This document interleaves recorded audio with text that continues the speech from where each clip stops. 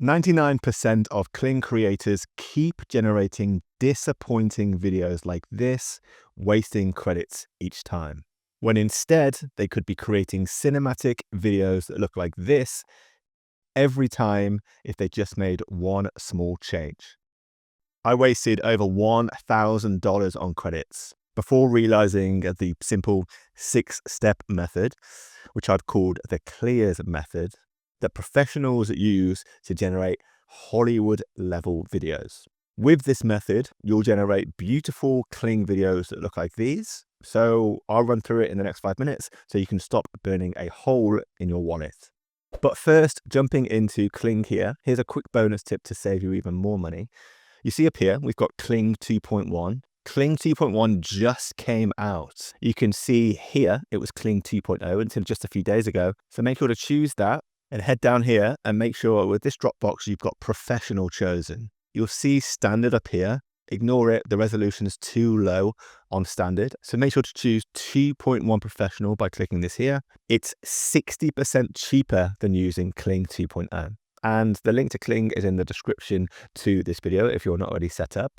There might be a sale on right now, so you could even get more extra credits if you sign up now using that link. So back to the clears method, the first step is to describe your characters. So when you've uploaded an image like this for Kling to turn into your video, you need to tell Kling what the main things are in your image. Because using this image as an example, if Kling doesn't know that this is a woman and this is a burger, it won't be able to properly move them around and get them to do what we want them to do.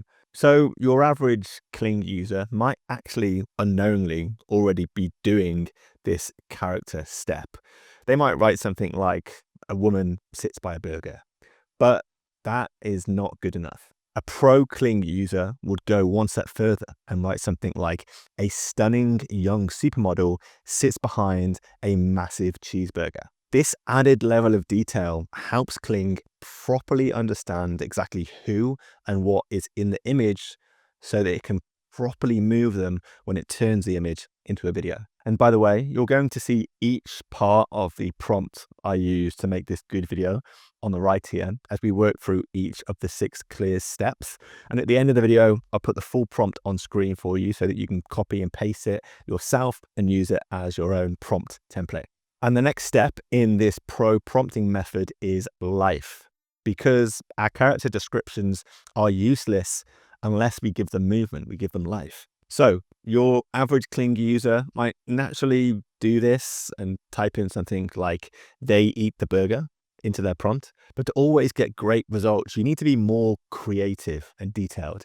In my prompts, I wrote, he takes an enthusiastic huge bite of the dripping cheeseburger, sauce escaping, then laughs genuinely while maintaining eye contact. You should try approaching this like a movie director. Don't just say what is happening, but describe how it happens.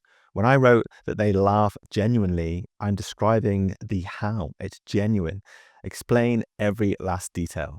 The next step in clears is environment. Your videos will take a huge step up in quality when you remember to prompt about the video's location. Just like how Kling doesn't fully understand the main people and objects in your image, it also doesn't fully understand the surrounding environment. So that stuff needs to be described too. For this example, your average Kling user might have just thought to type in a restaurant into their prompt. But once again, this just isn't good enough. For a good video, you need to describe everything that's going to be in your shot in detail. So for the video I've created here, I wrote out the upscale restaurant features white tablecloths, other diners, waiters, and a sophisticated decor.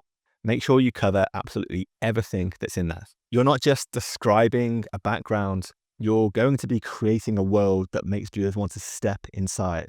And that's where the alive step of clears comes in. Your prompt needs to make your background move and breathe. So most Kling users wouldn't even be thinking at this level and won't have anything in their prompt mentioning movement in the background. But in my prompt for this video here, I wrote that the other diners stare in shock as a waiter approaches with napkins. That's going to make the background tell a story and just add to the drama. And by talking about emotion and using the word shock, I'm helping the viewer just understand better what's going on. Next step in the clearest method is recording, where you need to mention the recording device. So basically the camera. If you don't mention in your prompt what the camera is doing, Kling will just have to guess how to film the scene. And most of the time, it's going to keep the camera still, like here, which just makes your shots boring. But by typing in my prompt that the camera moves close to the woman, it just makes that shot so much better. I'll put a list of common camera movements in the description to this video that you can just copy and paste when you need. And pro tip, by telling the camera where to look, you're way more likely to guess what you were thinking. So typing in the camera moves close to her face, which I actually used, that creates intentional camera framing that draws the viewer in. So make sure to mention where the camera is looking. Right, next we have shine, which is all about the lighting, the final piece that transforms good videos into viral content. Lighting builds atmosphere and controls the emotion of your entire video. Leaving a description of the lighting out of your prompt can give you flat, lifeless footage. That didn't happen with the bad video here because the source image had so much lighting built into it, but not mentioning lighting can definitely be a problem. So for my advanced prompts, I wrote soft lighting creates golden glow on skin while highlighting messy burger textures, just to make sure I was getting absolutely everything out of my clip. So by following each step in the clears process, you get a pro Kling prompt like this. This is the exact prompt I use to generate the clip you saw in this video. It really is as simple as that. I'll put the link to Kling in the description to this video too, if you want to now start using it, knowing that you're not going to be wasting money on wasted credits. And to make a long length AI film, you just follow that 6-step clears process for each individual shot that you want in your film inside Kling, and they'll be good to export. But it can take a long time to make the shots in Kling, export it, and then put it together somewhere else. That's where this platform here comes in handy.